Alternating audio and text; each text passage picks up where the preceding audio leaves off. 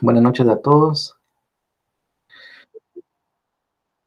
No sé si pueden ver la pantalla que tengo compartida con ustedes, que es el libro donde dice el origen del ser humano en América. Muy bien.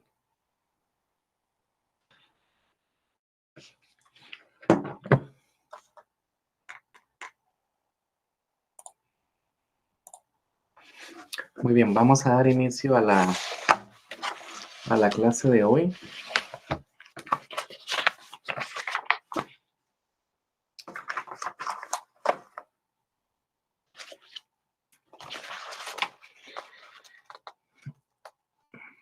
Ana Elisa Rosario Contreras Urbina. Presente.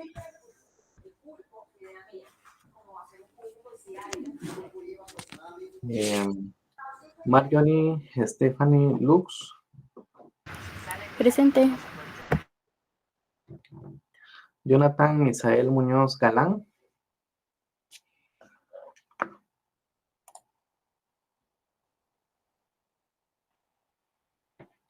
Jonathan Misael Muñoz Galán.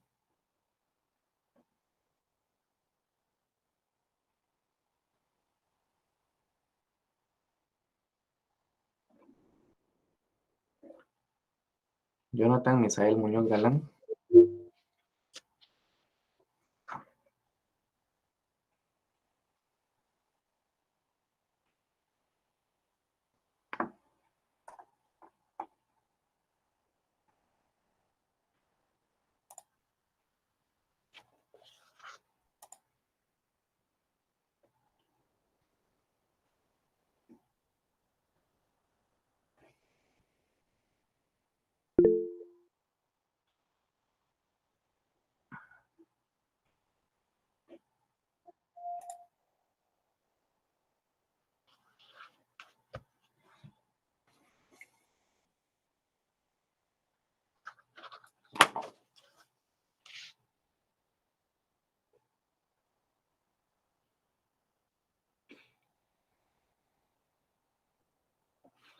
Jonathan Misael Muñoz Galán. Bueno, no.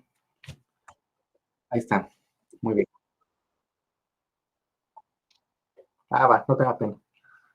Muy bien. Sí, yo lo miraba ahí conectado, pero tenía dudas si en efecto era usted. Ah, Jonathan, va. Mónica Liliana Hernández Garzaro.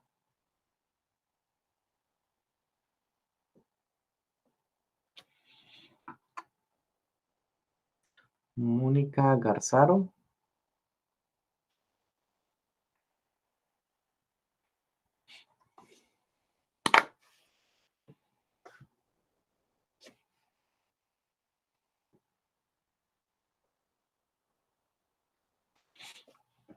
Mónica Liliana Hernández Garzaro.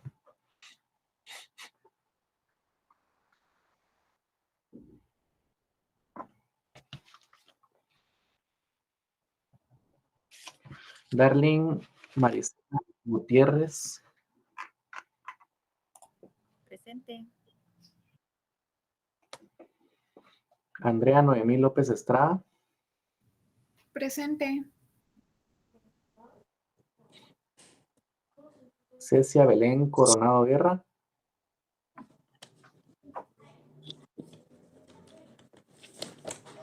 Cecia Belén Coronado Guerra.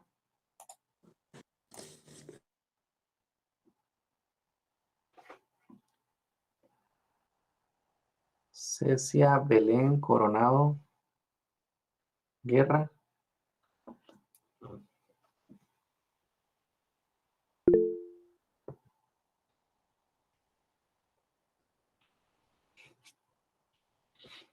Carla Francina Ambrosio García.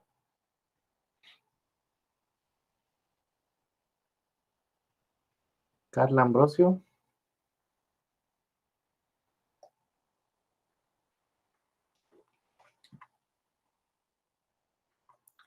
Carla Ambrosio.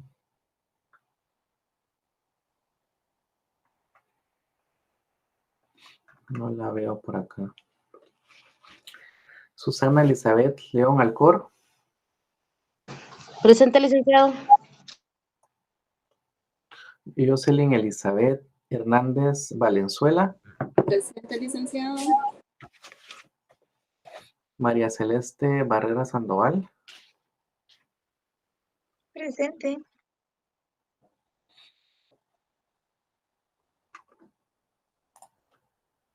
Melsin Orlando Esteban Chilel. Aquí, Lick, buenas noches, gracias. Luis Fernando Martínez Acalchot. Presente, licenciado. Ana Lucía Alfaro Ayala.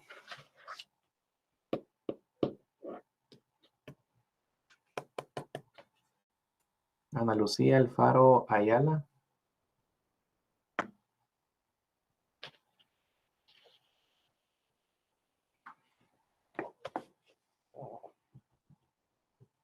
Heldi Marilinda Jiménez González.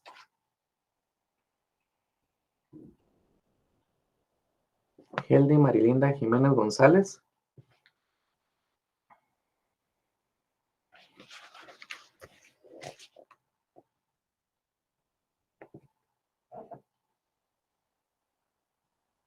Lucía Alfaro, no la escuché.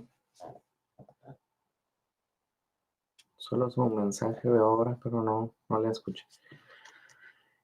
Heldi Marilinda Jiménez González.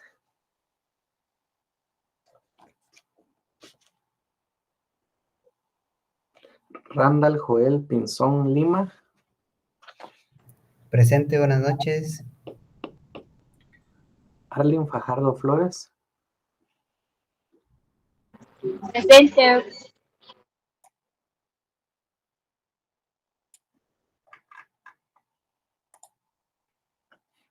Heldi Marilinda Jiménez González. Presente, Lick, buenas noches. Muy bien. Les estoy compartiendo en la pantalla el libro de texto que es Perdone, Lick, yo no escuché cuando me llamó porque no le escuchaba nada, es que vengo en camino. ¿Cuál es tu nombre? Mónica Hernández Garzaro. Bien la había llamado. Sí, Lick, es que no escuchaba nada, es que voy en camino, entonces no le escuchaba nada, como que se había perdido la señal. Muy bien.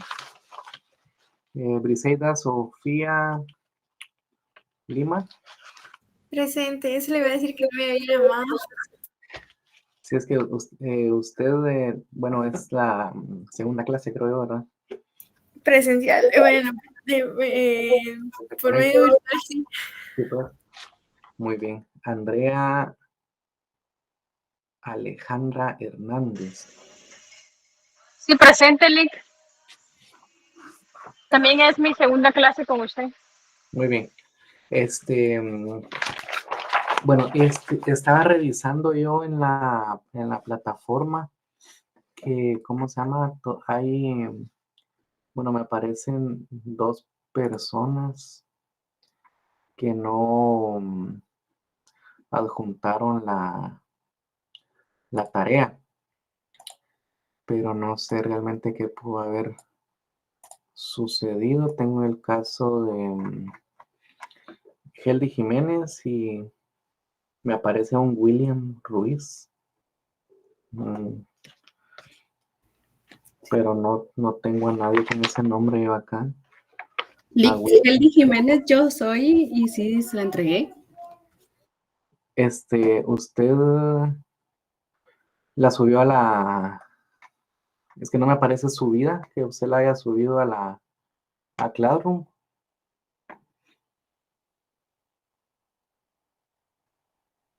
Bien, Lick. Ahorita voy a verificar. Hágame favor. Para que no haya inconvenientes. Ahora me aparece William Ruiz, pero no veo yo a alguien que que esté con ese nombre acá, la verdad. No sé quién será. Entonces, bueno, solamente sería con Heldy Jiménez, ¿verdad? Si me hace favor de verificar la cuestión esta de la tarea, por favor, para colocarle su punteo. Sí, a mí me parece sin entregar. A mí me parece sin entregar. Entonces, bueno, como les comentaba, en pantalla todos pueden ver el libro de texto, el título donde dice El origen del ser humano en América. Les voy a compartir así la pantalla para que todos pues puedan tener acceso a la información del libro, ¿verdad? Y así juntos pues podamos ir leyendo el libro de texto, que es lo que vamos a ver. La otra semana ya toca el primer parcial, ¿verdad?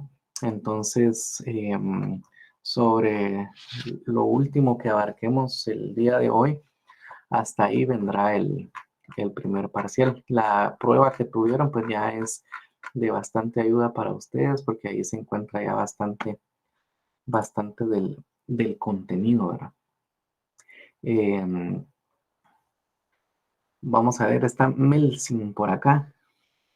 Por ahí me recuerdo que lo llamé. Sí, sí, Lick, buenas noches. Ahí estamos, Melsin. Vamos a empezar con la clase. ¿Puede ver el texto en pantalla, Melsin? Sí, Lick. Va, lo voy a molestar que pueda leer esa primer hoja del libro, por favor. Ok. El origen del ser humano en América.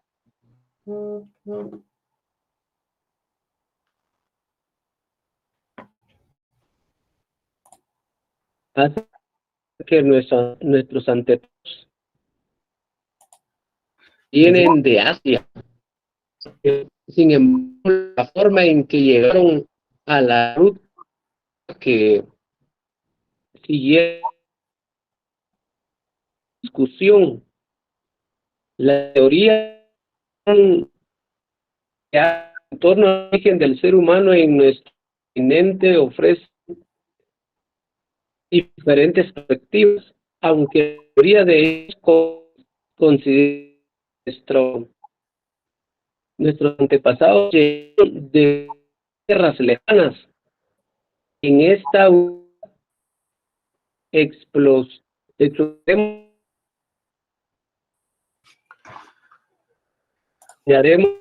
la que tiene más elementos de objetividad. Disculpe.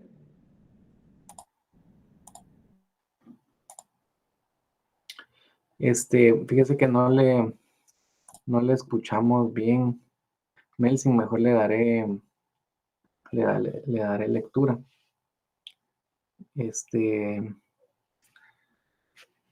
Estábamos en el origen del ser humano en América. Dice, muchos elementos físicos hacen pensar que nuestros antepasados provienen de Asia. Sin embargo, la forma en que llegaron y la ruta que siguieron continúa siendo tema de discusión. Las teorías que se han creado en torno al origen del ser humano en nuestro continente ofrecen diferentes perspectivas, aunque la mayoría de ellas considera que nuestros antepasados llegaron de otras tierras lejanas.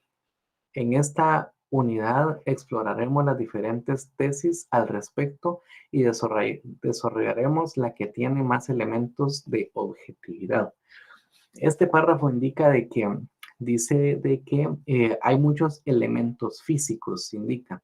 Al hablar de elementos físicos, no sé si se recuerdan en la clase anterior que estuvimos hablando de cómo es que la historia pasa de ser filosofía a una ciencia.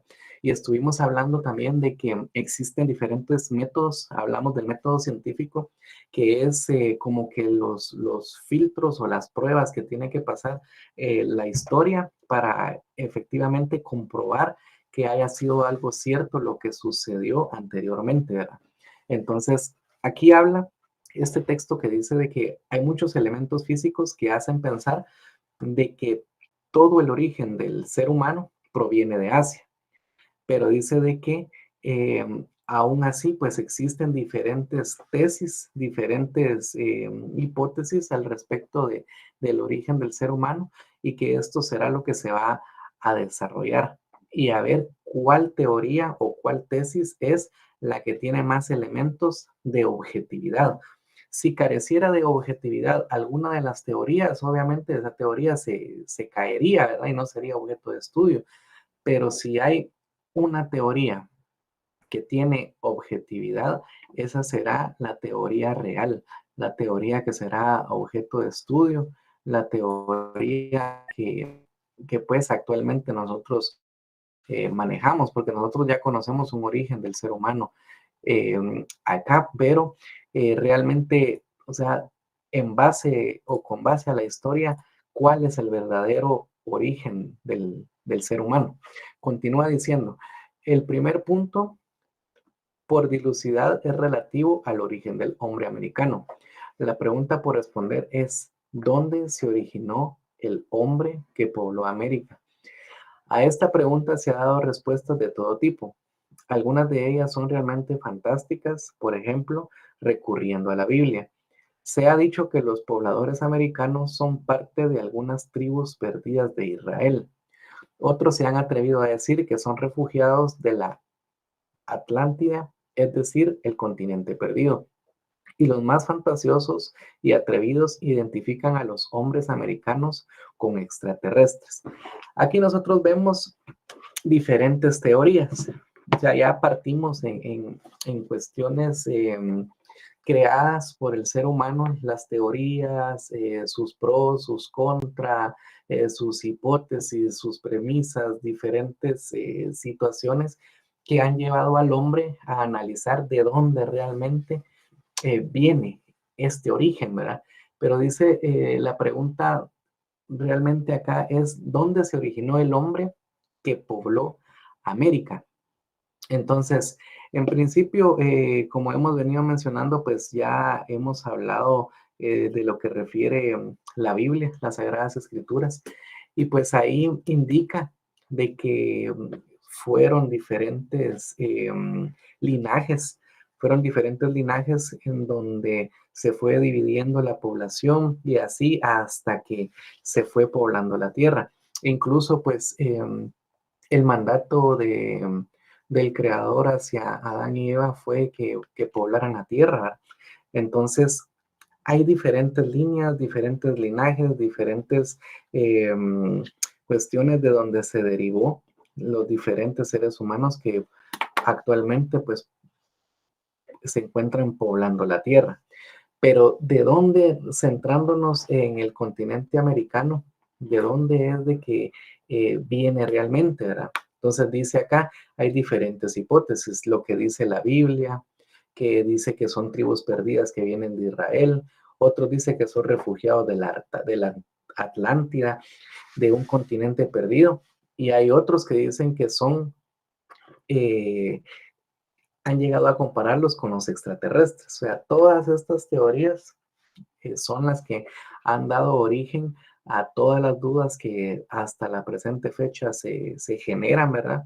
Porque si nosotros nos ponemos a pensar, o sea, de dónde el primer ser humano, ya, como les comentaba en una clase anterior, o sea, yo únicamente logré conocer a mis bisabuelos, ¿verdad? Pero de ahí ellos hasta dónde llegaron a conocer, cuántas generaciones atrás y así sucesivamente, hasta dónde llegaríamos. Pero nosotros ya no conocimos eso, ¿verdad? Y así, con el transcurrir del tiempo, así va a continuar siendo. Entonces dice que los habían llegado a comparar tal vez o decir que eran extraterrestres. Por el lado serio se han propuesto dos tipos de respuestas. A y B, el origen nativo y el origen exótico o migracionista. Y esta literal B se divide en B1 y B2, desde un solo lugar hacia Europa o de diversos lugares. Entonces aquí ya partimos en que dicen, bueno, definitivamente el ser humano tiene que venir de algún lado, o es nativo de acá, o migró de algún lado, pero de alguna forma paró acá, ¿verdad? O es nativo de aquí o migró de algún lado, pero alguna de esas teorías vamos a descifrar. La primera teoría dice, es decir, la teoría del origen nativo. La teoría del origen nativo del hombre americano se atribuye a Florentino Ameghino, quien indica que el hombre americano tuvo su origen en América del Sur. Él basó su teoría en la existencia de restos humanos tan antiguos como los encontrados en el continente africano y el continente asiático. Florentino encontró restos fósiles en la localidad de Monte Hermoso y otros lugares de Argentina. Sin embargo, lo fantasioso de su teoría y la ausencia de mayor evidencia hace que tenga pocos adeptos. Al respecto, un académico de respeto, Henry Lehman, escribió en 1975 lo siguiente: solo Florentino Ameghino sostuvo la hipótesis de una población autóctona. Pretendió inclusive demostrar que la especie humana se encontró representada en América desde la época terciaria, pero el mundo de los sabios se han juzgado tan fantaseadas sus ideas que no nos detendremos en ellas. Entonces, aquí vemos de que fue la primera persona, hablando de esta persona, Florentino indicó y él dio su teoría y él decía que el hombre nativo venía de América del Sur y que había encontrado pues restos de personas humanas en ese continente. Y sale otra persona a contradecir la teoría de él. Y dice, pretendió inclusive demostrar que la especie humana se encontraba representada en América desde la época terciaria, pero en el mundo de los sabios se han juzgado sus fantaseadas ideas que no nos detendremos en ellas. Entonces, prácticamente, aquí lo que sucedió es de que no le dieron valor a la teoría de esta persona y dijeron, no, eso es, solamente está fantaseando, ¿verdad? Únicamente él está dando su forma de pensar, no es que realmente así haya sucedido y a esa teoría no le dieron tanta validez y quedó así como una simple opinión de cualquier persona que pueda dar antojadizamente, ¿verdad? Entonces, como vemos acá, todas las teorías, todas las hipótesis van a ser juzgadas. O sea, todo a la luz y a los ojos del ser humano, todo va a ser juzgado, si es cierto, si carece de autenticidad o qué evidencias hay para realmente probar la teoría que en efecto sea cierta, ¿verdad? Continúa diciendo. Sin embargo, hallazgos recientes en la República de Chile han revivido la posibilidad de que por lo menos una parte de los hombres americanos haya tenido su origen aquí mismo, pues se ha encontrado restos de cultura material, 10 o 15,000 años más antigua que la más comúnmente aceptada para la presencia humana en América. La evidencia es poca y por ello se cree que habrá que esperar algunos años para determinar si esta teoría se respalda con más datos empíricos. Esto viene a mi memoria situaciones de que aún podemos ver nosotros en diferentes documentales donde indican de que existen algunas ciudades perdidas, que han existido algunas ruinas, que han existido personas que han dejado enterradas algunos utensilios o algo que utilizaron en aquellos tiempos antiguos. Como por ejemplo, a veces yo he escuchado personas que han encontrado de esos, son como figuras de los mayas, ¿verdad? de antes. Y bastantes personas han encontrado ese tipo de cultura, digamos, enterrada en sus propiedades o algún lugar así por el estilo. Entonces, vamos a que si una teoría va a llevar o va a llegar a ser cierta, tiene que estar acompañada con hechos reales y tiene que estar acompañada con evidencia. Entonces, más o menos aquí, como decía este texto, que decía, hallazgos recientes en la República de Chile han revivido la posibilidad de que por lo menos una parte de los hombres americanos haya tenido su origen ahí mismo. O sea, que son nativos, no venían de otra parte, sino que ellos ya estaban ahí, como lo que sucedió en el tiempo de la conquista de Guatemala. Ciertamente nos conquistaron los españoles, pero o sea, nosotros, no nosotros, pues, sino que allá personas ya habitaban Guatemala. O sea, ni siquiera sabían que iban a ser conquistados, pero vinieron los españoles y los conquistaron, pero ya habían surgido de ahí, o sea, ya existían ahí. No es que los españoles hayan traído gente de España para poblar este país, sino que ya habían personas acá. Prácticamente es lo que nos quiere decir este texto, de que en Chile habían revivido la posibilidad de que por lo menos una parte de los hombres americanos haya tenido su origen aquí mismo, pues no se han encontrado restos de cultura material 10 o 15 mil años más antigua que la más comúnmente aceptada para la presencia humana en América. La evidencia es poca y por ello se cree que habrá que esperar algunos años para determinar si esta teoría se respalda con más datos empíricos. En la segunda teoría, es decir, la del origen exótico o migracionista, existen dos corrientes que, aunque sostienen el origen extranjero del hombre americano, se diferencian en que unos piensan que provino de un solo lugar y otros que lo hizo de varios. Los defensores de la primera posición también se subdividen, pues algunos se inclinan por la llegada del hombre desde Asia y otros creen que llegó desde Europa. Quienes sostienen la primera versión, es decir, el origen exótico desde Asia, indican que el hombre americano llegó al continente por el Océano Pacífico, desde la Polinesia, atravesando dicho océano, empujado por corrientes marítimas y también atravesando el estrecho de Bering. Actualmente se cree que la ruta más factible y que explica el rápido poblamiento de América es la llegada a través del estrecho de Bering, viniendo desde Asia. Esta teoría sitúa la llegada del Homo sapiens a América entre 10 y 15 mil años, cuando mucho 20 mil años. Lehmann, 1975, 2.16, durante un periodo interglacial, es decir, durante un periodo de congelamiento del mar que une a Alaska con Siberia, en la actual Federación Rusa, Broek y Webb, 1968, 2.90, que permitió el paso de los hombres que sin pensarlo ni darse cuenta se introdujeron en un nuevo continente, probablemente persiguiendo animales de caza, pues como sabemos la invención de la agricultura es muy reciente, no más allá de 3000 años antes de Cristo.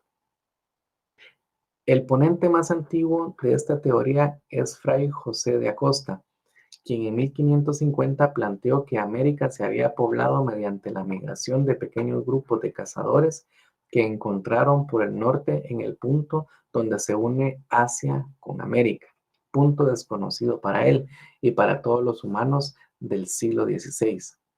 Como prueba de este probable origen, se ha presentado la similitud de rasgos faciales entre los asiáticos y los americanos. Aquí es donde están haciendo objetiva la teoría, podamos decir. O sea, ya están realizando un tipo de comparación entre los rasgos faciales de los asiáticos y los americanos. Indica también la presencia de otros rasgos mongoloides característicos, tal como la famosa mancha mongólica y la predominancia de la sangre del tipo O positivo. Broek y Webb, 1968, 2.85, también la baja estatura, el pelo lacio, el pliegue epicántico de los ojos, similitud en la línea de las palmas de las manos, Además, se ha comprobado la existencia de concordancias estructurales entre determinadas lenguas norasiáticas y americanas. Lehmann, 1975, 2.19. Esta semejanza se ha reafirmado con pruebas de ADN de ambas poblaciones.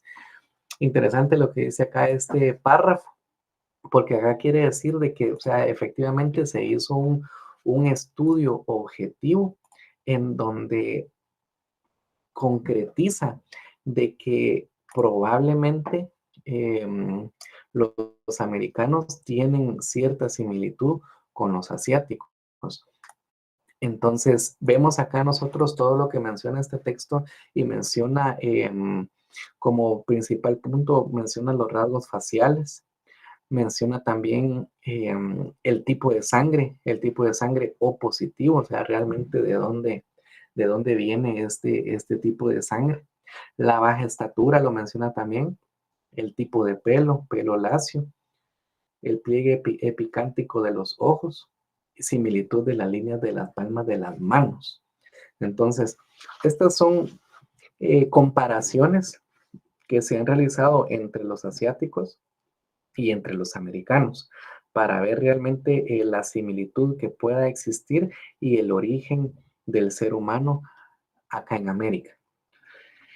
También indica de que se han hecho estudios de ADN entre ambas poblaciones y al parecer pues han habido ciertas similitudes. La otra variante de la teoría migracionista o exótica que atribuye la llegada de un solo lugar se diferencia de la primera en estar convencida por la evidencia del origen europeo del hombre americano. La evidencia proviene de 7 esqueletos de tipo caucásico encontrados en Washington, Estados Unidos de Norteamérica, y que sometidos a la prueba de radiocarbono 14 dieron una antigüedad probable de 10.000 años. Pruebas adicionales a los huesos indican que este hombre tuvo una dieta alta en mariscos y que probablemente vivía en bandas cazadoras, recolectoras, pescadoras. Probablemente, indica esta teoría, los hombres caucásicos provenientes de Europa llegaron a Canadá a través de mares congelados, viviendo desde Escocia. Luego habrían sido suplantados por los inmigrantes asiáticos. Quienes sostienen la segunda versión, es decir, la llegada de diferentes procedencias, también sostiene un inicio más antiguo, unos 40.000 años, y se respaldan en estudios de más de un centenar de lenguas americanas que piensan necesitaron ese o más tiempo para evolucionar independientemente. En resumen, la opinión generalizada de la comunidad científica se inclina hacia el origen exótico del hombre americano, pero se diferencian en cuanto al origen único o múltiple y también en las vías usadas. Para el caso de Guatemala, disponemos de evidencia paleoindia o prehistórica de por lo menos 10 milenios antes de Cristo. Para ese entonces, en el actual territorio de la República de Guatemala, se movían grupos de cazadores que habitaron de manera estacional en cuevas o salientes rocosos que les servían para protegerse de las inclemencias del tiempo. En las temporadas más benignas acampaban al aire libre, protegiéndose con ramas de árboles y pieles animales. El escaso desarrollo de los medios de producción les forzó a la simple recolección o apropiación de alimentos naturales. Ello propició la formación de pequeñas bandas nómadas sincronizadas con los hábitos de los grandes y pequeños animales y a las estaciones de los productos vegetales. La fabricación de instrumentos estuvo en función de las necesidades de subsistencia natural, el vestido y el abrigo. En Guatemala se han descubierto varios sitios representativos de esta etapa. Los campamentos prehistóricos más conocidos son Los Tapiales y Piedra del Coyote, ambos en el departamento de Quiché. Otros sitios prehistóricos de cazadores de megafauna han sido localizados en Estanzuela, Zacapa, Tulumaje y Tulumajío, en el valle del río Motagua, ambos en el departamento de El Progreso. Otros se localizan en Chinautla, población cercana a la capital, Alta Verapaz, en el norte del país, y Huehuetenango en el noroeste, frontera con México. La localización de estos sitios se muestra en el mapa de la página siguiente. La prehistoria guatemalteca sin duda corresponde a la primera fase del modo de producción de la comunidad primitiva. En esta fase, las pobres fuerzas productivas apenas permiten a los humanos arrancar unos pocos frutos y animales a la naturaleza. El núcleo de la comunidad nómada es la familia extensa, bajo su forma de horda o banda. Entre paréntesis, Bartra, 1973, 2.48. Vimos ahí cómo menciona de nuestro país, ¿verdad? Que contiene bastantes departamentos en los cuales podemos encontrar nosotros que hubo existencia de otras culturas, que hubo la existencia de otras personas que definitivamente pues nos antecedieron, ¿verdad? Y dejaron ahí la evidencia de su existencia, como les comentaba. O sea, Guatemala está bastante llena de cultura de este tipo y está bastante llena de lugares en donde habitaron estas personas que nos antecedieron, ¿verdad? Nosotros pues ya sabemos la situación de los mayas, las diferentes tribus que hubieron y todo eso en relacionado con la historia, ¿verdad? Entonces, esa historia se ha venido perfeccionando, pero sabemos de que la evidencia quedó ahí en todos esos lugares. Por darles un ejemplo, o sea, el parque que se encuentra ahí en Petén, de Tikal, o sea, todas esas ruinas que están allá.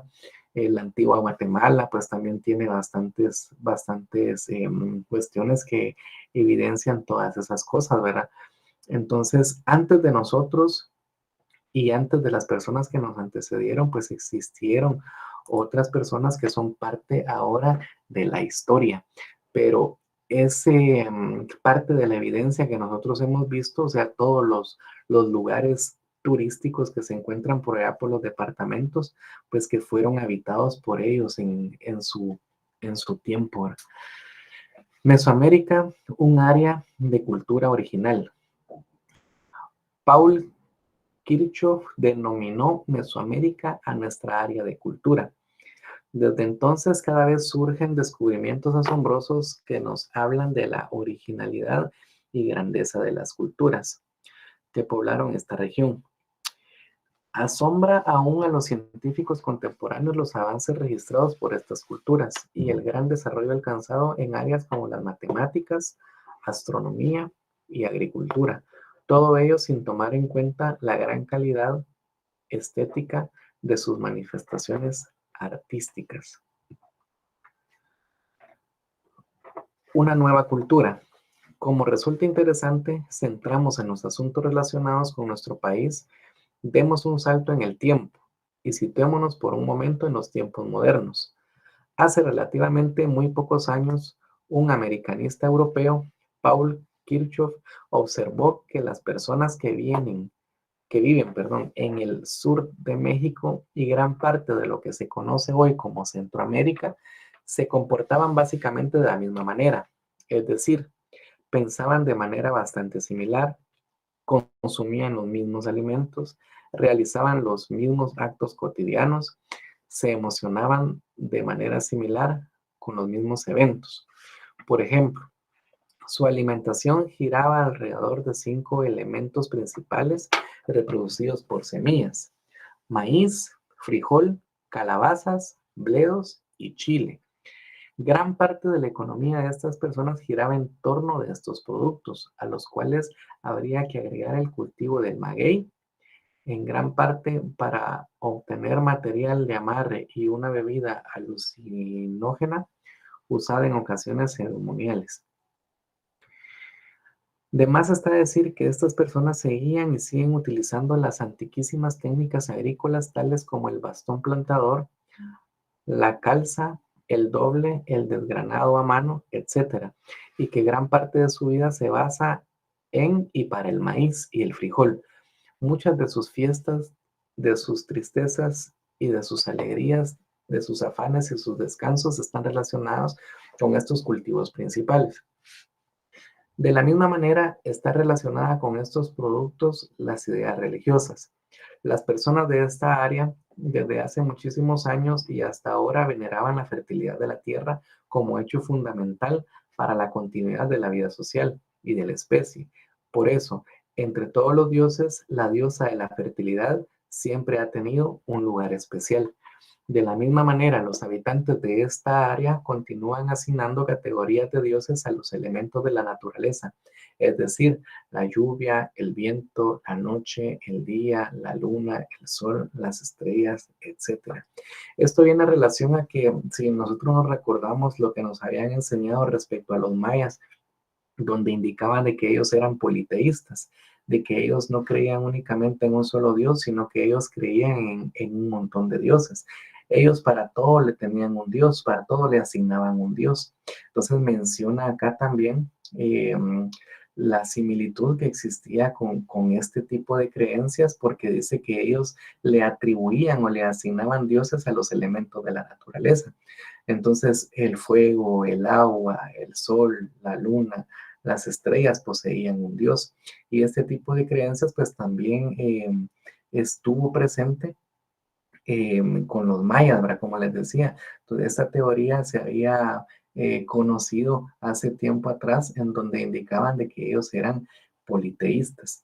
Continúa diciendo el texto. Además, a pesar de la influencia occidental, todavía usan los calendarios antiguos de 18 meses, de 20 días, calendario solar, o de 13 meses, de 20 días, calendario ceremonial. O sea, era diferente la forma de saber qué fecha era o saber la forma del día en el que se encontraban. Tenían otro tipo de calendario. Aquí indica que tenían un calendario de 18 meses de 20 días, que se le llamaba calendario solar, o un calendario de 13 meses de 20 días cada mes, llamado calendario ceremonial. Gran parte de los restos arqueológicos también son parecidos, por ejemplo, entre aztecas, toltecas y mayas. Abundan las pirámides escalonadas, los patios recubiertos con estuco, los campos de juego de pelota, el sistema de numeración vigesimal, escritura jeroglífica, etc. Cita Lehmann 1975, 2.24 y Lehmann 1980, 2.24. Todos estos elementos hicieron que Paul Kirchhoff identificara a esta área como un espacio original de cultura, es decir, creador de nuevas formas culturales, diferente de otras áreas por su ubicación geográfica, la nombró Mesoamérica. Entonces, por todo esto, ahora nosotros comprendemos de dónde surge el nombre de Mesoamérica.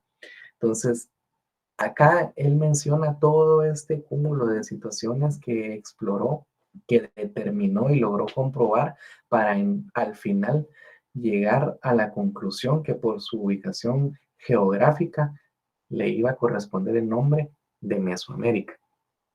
Los límites se establecieron así: sur de México, desde el río Panuco, incluyendo la península de Yucatán, Belice, toda la actual Guatemala, el sur de Honduras, El Salvador y el sur de Nicaragua, y una pequeña porción del sur de Costa Rica. Desde el punto de vista geográfico, el área maya, la cultura de familia mesoamericana que nos interesa, se divide en 3 regiones: tierras bajas del norte, altiplano y costa del Pacífico. Las tierras bajas del norte incluyen el norte de Quiché, Alta Verapaz, Izabal, Belice, la península de Yucatán y Tabasco. En general, son terrenos planos de vegetación uniforme, donde las comunicaciones se facilitan por la poca elevación del terreno y por la presencia de varios ríos navegables. Entonces indica, estas son las tierras bajas del norte. Y vemos pues que en la mayoría es de acá de Guatemala. Indica de que el área maya se divide en 3 regiones. principiando por las tierras bajas del norte, que es Quiché, Alta Verapaz, Izabal, Belice, Península de Yucatán y Tabasco. Estas se le llaman tierras bajas del norte. Las sábanas inmensas se extienden mansamente y por ella fluyen en toda su amplitud los grandes ríos formando pantanos. Sin embargo, la mayor parte de los recursos hídricos de la región se asientan en el subsuelo. La lluvia es frecuente y la humedad y el calor son constantes. La fragilidad de sus suelos hace la zona mucho más apta para los bosques y menos para la agricultura. Sin embargo, en ella tuvieron asiento grandes contingentes humanos por más de 3.000 años. El altiplano. El altiplano corresponde a la cintura de Guatemala, alguna porción montañosa de Chiapas y la parte oeste de Honduras. El terreno es montañoso y se ubica a gran altitud. Ofrece mayor diversidad de climas debido a la irregularidad de los terrenos. La zona está conformada por los contrafuertes de las montañas y por su altura. Se dispone de un clima saludable, las vías de comunicación son difíciles y escasas y las sociedades que en ella tienen su asiento luchan por superar su aislamiento. La costa del Pacífico se ubica a lo largo de la costa del océano del mismo nombre e incluye la costa del sur de Chiapas, la de Guatemala, todo El Salvador y la parte sur de Honduras y Nicaragua. Son terrenos planos y calurosos, pero muy fértiles y profundos. Cuentan con gran riqueza proveniente de sus ríos y del mar. Esta zona fue asiento de los primeros pobladores en Mesoamérica. En estas regiones geográficas, el desarrollo de las sociedades mayas tuvo sus variantes, sus propios tiempos y sus discontinuidades. Por eso, lo más adecuado sería tratarlas por separado. Sin embargo, por ser este un texto introductorio, nos atreveremos a una simplificación. Trataremos las diferentes regiones mayas como una sola. Sin embargo, cuando la situación lo demande, volveremos sobre las particularidades de las regiones. Entonces, acá tenemos la división desde el punto de vista geográfico, cómo está compuesta el área maya, que son por tres partes. Tenemos las tierras bajas del norte, el altiplano y la costa del Pacífico. Entre las tierras bajas del norte tenemos el norte de Quiché, Alta Verapaz, Izabal, Belice, la península de Yucatán y Tabasco. En el altiplano tenemos que indica que le corresponde a la cintura de Guatemala, alguna porción montañosa de Chiapas y la parte oeste de Honduras. Y la costa del Pacífico dice que se ubica a lo largo de la costa del Océano Pacífico. Incluye la costa sur de Chiapas, la costa sur de Guatemala y todo El Salvador, y la parte sur de Honduras y Nicaragua. Entonces, esas son las tres divisiones en donde se encuentra contenida el área maya. Continúa diciendo la cultura maya. Ya ubicados en Mesoamérica, trataremos ahora en particular a la cultura maya, debido a que fue esta la que ocupó lo que hoy es el territorio de Guatemala.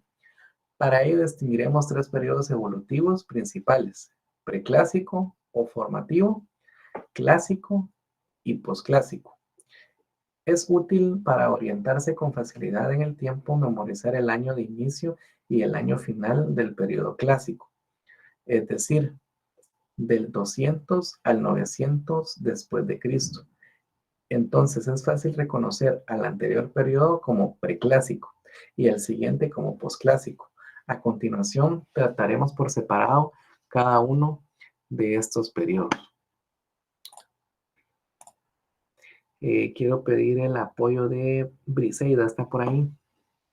Sí. ¿Será que puede continuar con la lectura acá donde nos quedamos? Con Por gusto. favor. El periodo preclásico ocurre en Mesoamérica entre los años 3000 antes del nacimiento de Cristo hasta los años 2000. 200 años después de la nuestra era. También se le llama periodo formativo, pues fueron formándose los hechos que después van a caracterizar el periodo clásico. Durante el clásico empezaron a surgir las primeras ciudades importantes. El cuadro completo de la vida mesopotámica durante el periodo de formativo o preclásico. Dista mucho de estas completo, después ha sido tendencia generalizada de las arqueologías desarrollada en el área, concentrándose mayormente en el periodo clásico y especialmente en las formas de la vida de las clases gobernantes. Lo que se tiene, sin embargo, ayuda a imaginar al hombre mesoamericano del preclásico, un poco más allá del límite de la casa, y la recolección, es decir, ya dentro de un universo dominado por la agricultura y la agropecuaria. No cabe duda de que esta capacidad humana de intervenir en los procesos de reproducción de las plantas y los animales no se dio de golpe, sino que tomó varios cientos de años durante los cuales las anteriores formas de vida, es decir, la caza, la pesca y la recolección, seguían vigentes.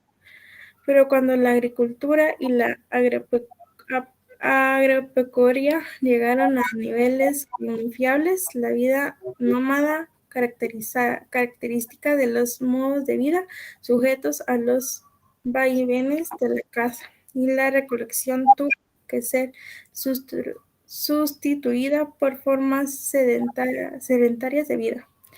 Esto probablemente ocurrió para el área mesoamericana hace 3.000 años, solo antes. Entonces crecieron las pequeñas comunidades agrícolas organizadas en aldeas. El preclásico, mucho más visible en la costa sur que en el altiplano, sin duda corresponde a la segunda fase del modo de producción de las comunidades primitivas, caracterizando precisamente por un predominio de la agricultura y el abandono de la vida nómada. Aparecen las formas clásicas de organización, entre comillas, que son un desarrollo de la horda privada, cerramos comillas, y comienzan a establecerse sistemas tribales cada vez más complejos. La economía, estas pequeñas sociedades, unidas por vínculos de sangre, giraba en torno del cultivo del maíz, el frijol, las calabazas y el chile. Pero además la alimentación se complementaba con cultivos salvajes tales como ledos, frutas y algunas especies de caza menor. Naturalmente, esas sociedades ya habían superado la etapa donde solamente se utilizaba y conservaba el fuego, y habían trascendido ya las formas más de producirlo. Esta innovación permitió el uso de los combustión de manera más mejorar el sabor de muchos alimentos, de volverlos más suaves, hacerlos dirigibles y conservar con el humo algunos otros. Los restos materiales de estas sociedades ayudan a imaginar sus formas de vida: la piedra de moler, las puntas de obsidiana o piedra de arroyo, como también se le conoce, y los decoradores como jade indican claramente sociedades alejándose mucho de la recolección y la caza y acercándose cada vez más a la agricultura y la pecuaria. Entre comillas, Estrada 1979.12. Cerramos entre comillas. Esta forma de vida sí vivía mucho mejor que la nómada de periodos anteriores. Aún era difícil y sometida grandemente a los caprichos de la naturaleza, por lo que no resultó extraño que todo el culto fuera dirigido inicialmente a la fertilidad en sus diferentes formas. La fertilidad de la tierra, que aseguraba el sustento y la continuidad de la especie en medio de tan grandes mortandad. ¿Sigo o la evidencia arqueológica de este periodo nos muestra esculturas colosales en piedra y variedad, figurillas femeninas hechas de barro con el vientre abultado y la mano sobre el vientre, precisamente en el lugar donde la vida se reproduce. También nos muestra casi al final del periodo los inicios de la costumbre de erigir estelas, fue específicamente en Ajbaj, Takalik, entre comillas, en el Jacintal de Tabuleo, Guatemala, cerramos comillas, donde se inicia esta costumbre que dominará en el siguiente periodo, es decir, el periodo clásico. Abrimos comillas, William, 1994, 2.91, cerramos comillas. Los restos materiales de este periodo son mayoritariamente de piedra pulimentada, comillas hechas, cuchillos, piedras de moler y escudillas, cerramos comillas, figurillas femeninas de barro y cerámica utilitaria, es decir, objetos de uso, tales como ollas, pequeños sartenes, algunos incensarios y muy pocos adornos. En la cerámica son escasos los colores y comunes los pequeños bajos relieves. Sin embargo, ya desde entonces se comenzaba a sincerizar el jade, pues en 1991 se descubrió en Ahab Taklink 4 máscaras ceramicales de este preciso material, fabricadas en este periodo. No cabe duda de que las formas de producción escasamente debajaban algunos sobrantes o producto del que se pudieran aprovechar personas que no trabajaran directamente la tierra. Por eso las especializaciones están casi ausentes, lo mismo en los grandes poblados donde suelen residir las clases dedicadas a otras faenas. Las grandes ciudades suelen surgir en el preclásico, tardío e inicio del clásico, entre comillas, clásico temprano, cerramos comillas. Seguramente mejores técnicas de producción y de administración antes, como la utilización de manera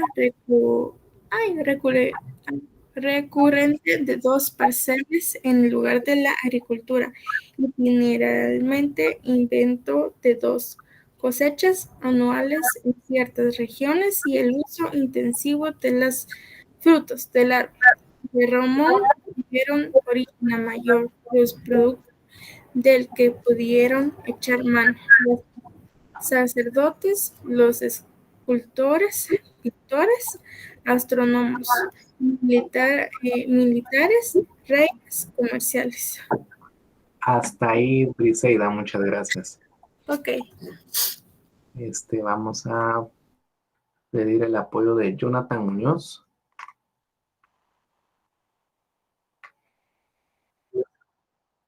Bien, bien. Ahí podemos continuar con la lectura, por favor.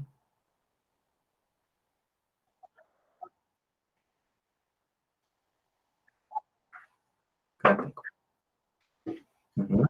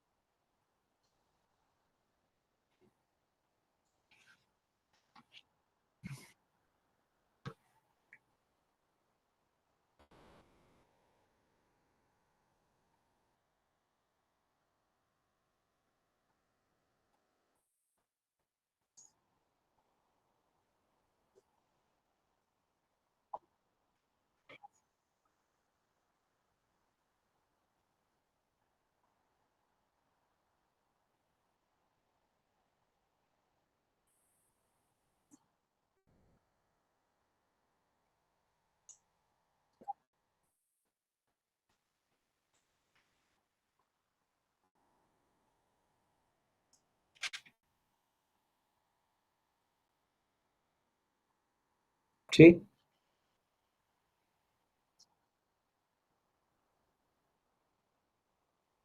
así es.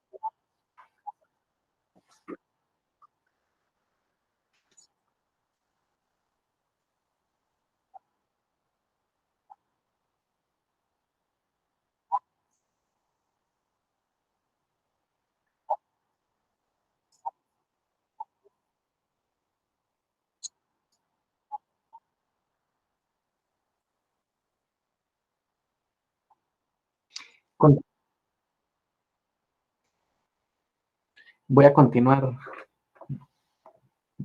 yo con la lectura. Muchas gracias, Jonathan. Muchas gracias. Ahora, cuando la gente del común sembraba, recolectaba, cazaba o tenía sal, daban parte de estos productos a los señores, tributo, y parte quedaba para la casa.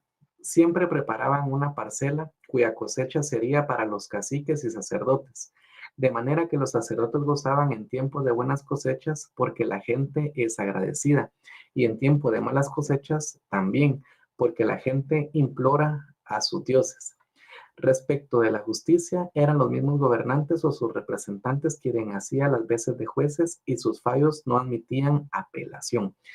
Vemos aquí cómo mencionan ellos en cuanto a que ellos eran muy agradecidos con sus dioses, indican, porque para ellos atribuían que las cosechas y todo el buen tiempo era a causa de sus dioses, ¿verdad?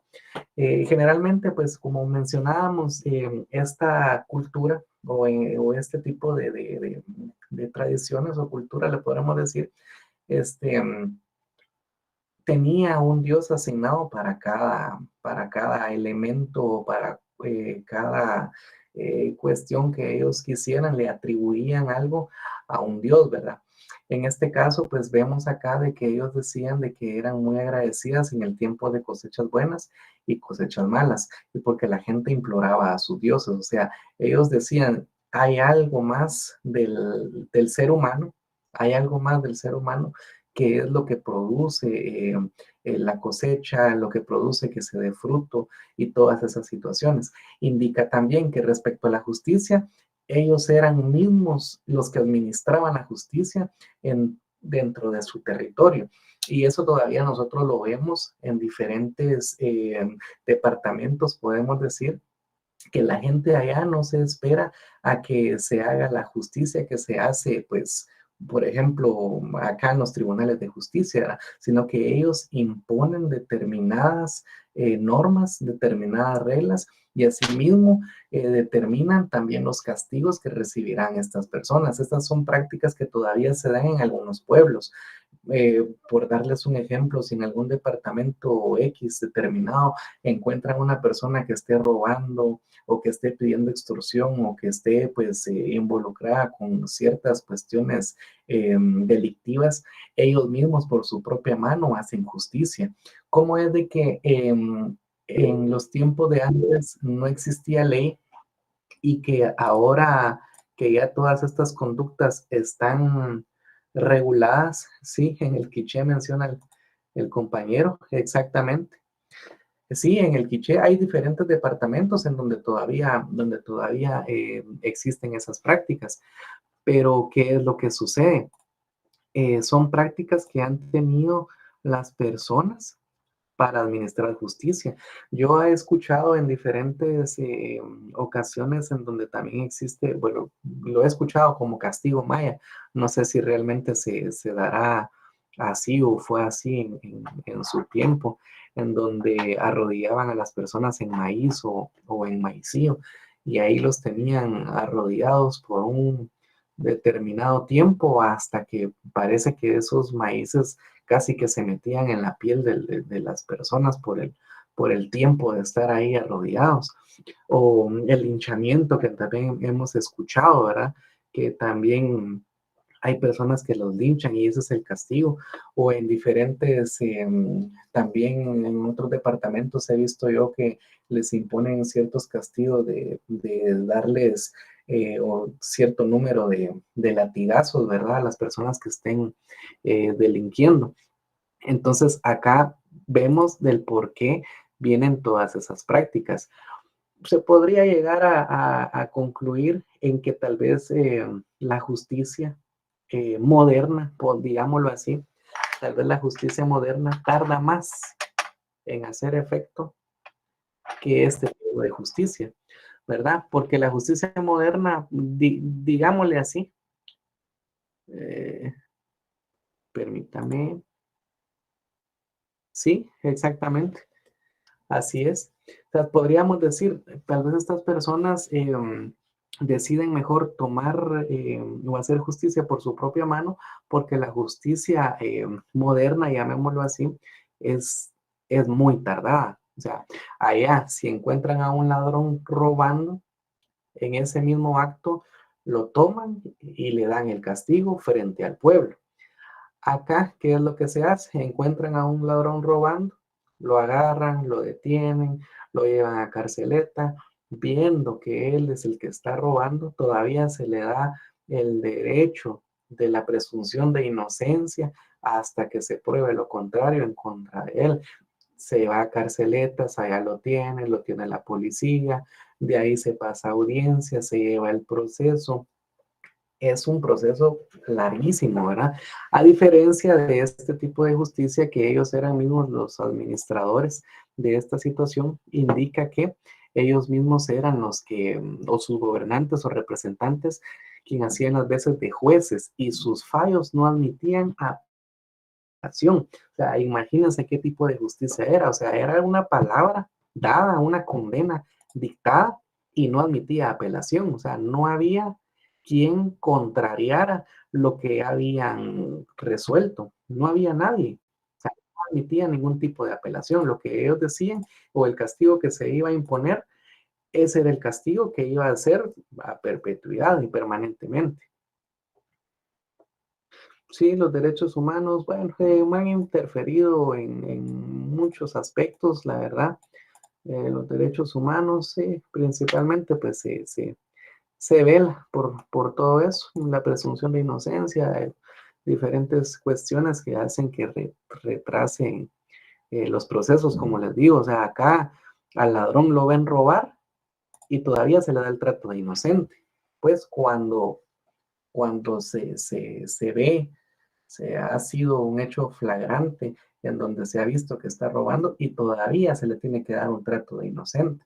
Entonces, y aún así, ciertas prácticas, la ley o el ordenamiento jurídico de Guatemala indica que a existir una laguna o a existir un vacío legal en donde no haya una norma jurídica en donde esté sancionada cierta acción, podemos recurrir a los principios generales del derecho. ¿Y cuáles son los principios generales del derecho? Ahí tenemos en primer lugar la ley, en segundo lugar la costumbre.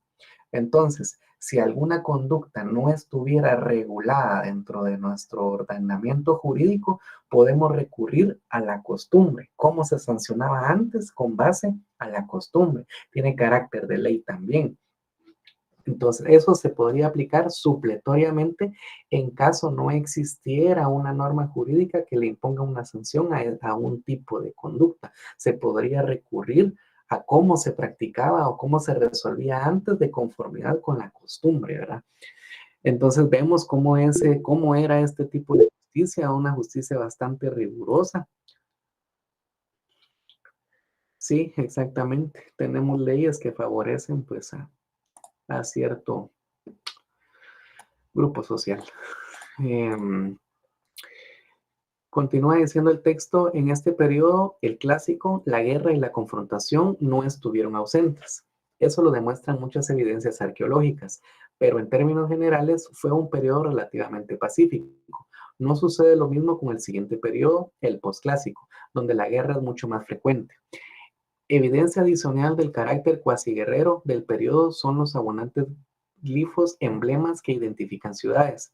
Cada ciudad maya del clásico se identificó con un glifo llamado glifo emblema. En resumen, son estas las características generales del periodo clásico maya: agricultura avanzada, basada en el método de 2 parcelas y en algunos lugares complementado con 2 cosechas anuales y canales de riego. 2. Escritura jeroglífica muy avanzada, que ya sabemos que eran las figuritas que ellos hacían para, como la escritura, evidencia que también se han encontrado en diferentes ruinas, en diferentes textos y en diferentes ciudades mayas, se han encontrado todavía escritos con jeroglíficos. Ese era el sistema de escritura de ellos en ese tiempo. 3. Sistema numérico vigesimal y posicional, con solamente 3 caracteres: el punto, la raya y la concha estilada. que representaba la ausencia de cantidad o cero.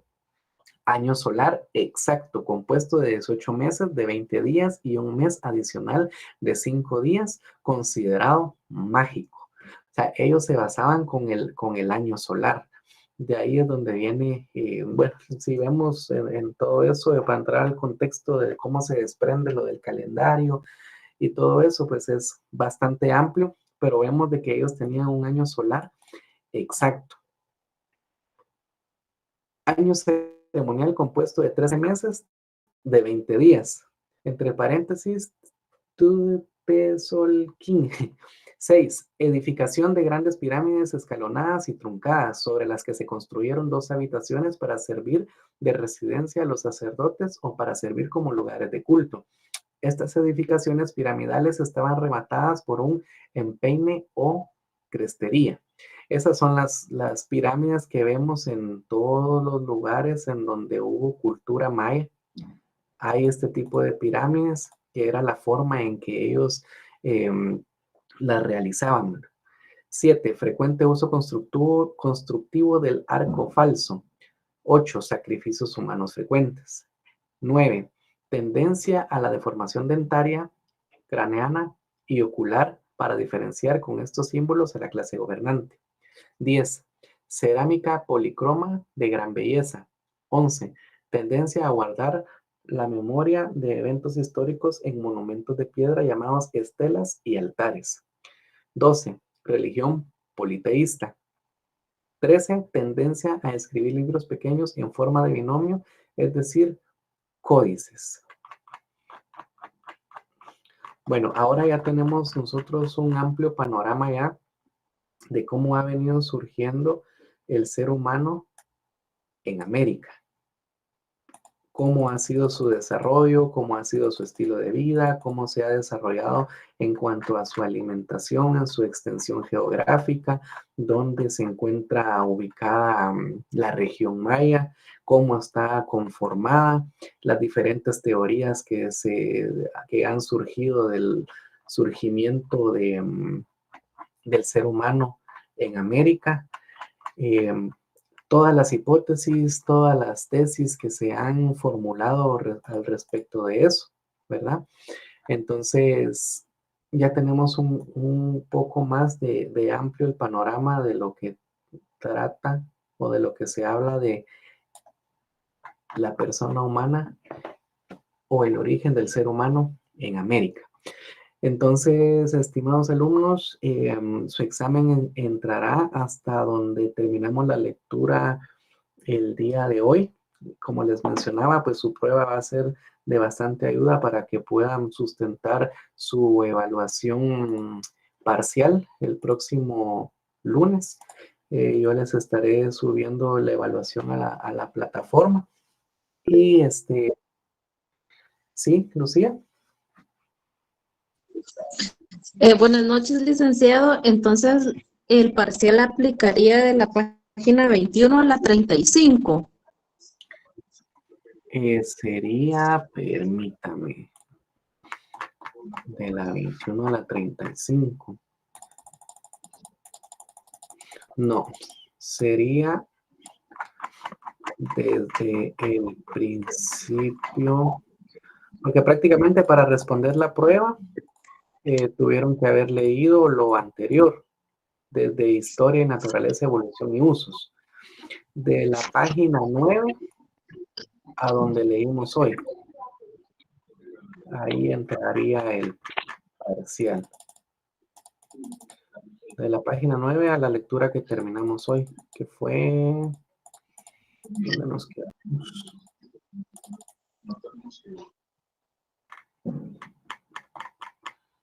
De la 9 a la 35.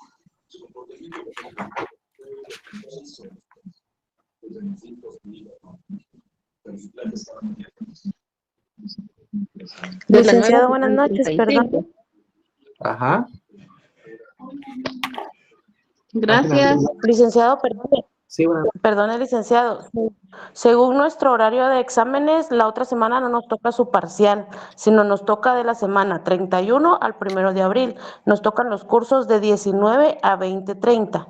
Entonces, la otra semana solo tenemos 3 parciales y son los de primer horario, que sería técnicas, filosofía y psicología. Esos son los 3 que nos tocan la próxima semana. Y la semana del 31 al 1 nos toca historia y nos toca redacción. ajá. Vamos a ver, cursos de 17:30 a 19. Ah, ya. Y de 19 a 20:30. Sí, tiene razón. Tiene razón.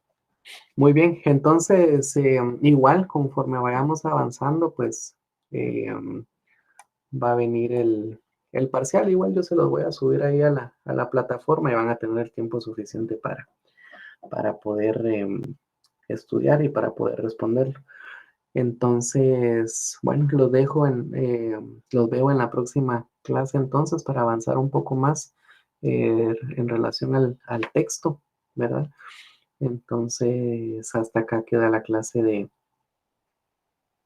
la noche de hoy. Y sí, Melsin.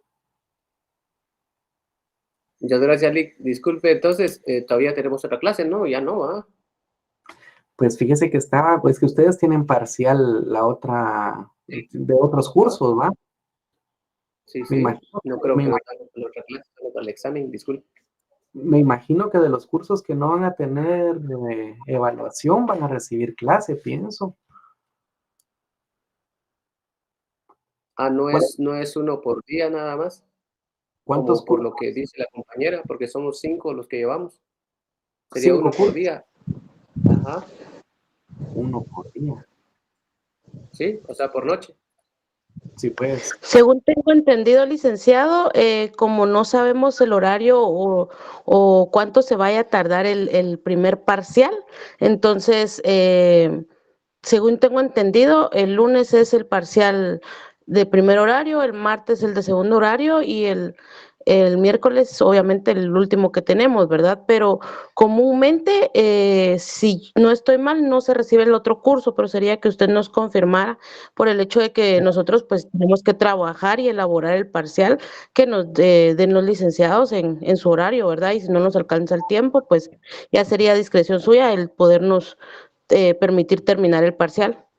Sí, pues. Bueno, entonces prácticamente el tiempo es propiamente para elaborar el parcial, el próximo lunes, digamos, por lo que les he comprendido.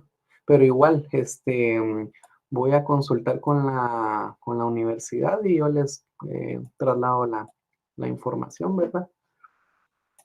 Para ver cómo quedamos. Pero échenle muchas ganas. Ahí sí que no desistan. Este es su sueño, lograr graduarse de la universidad, ¿verdad? No desistan, ya empezaron, ya están dentro.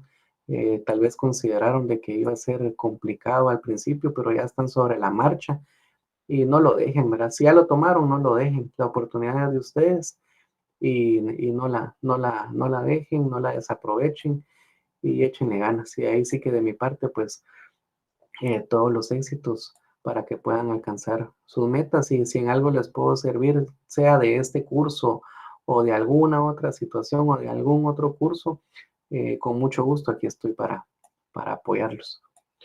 Muchas gracias, Lick. Entonces, por acá los dejo en la presente noche. Muchas Que gracias. tengan Eso es todos lo que- una Gracias, feliz noche. descansen. compañeros. Feliz noche. Gracias, Lick. Gracias, feliz noche. Gracias, licenciado. Feliz noche. Noches.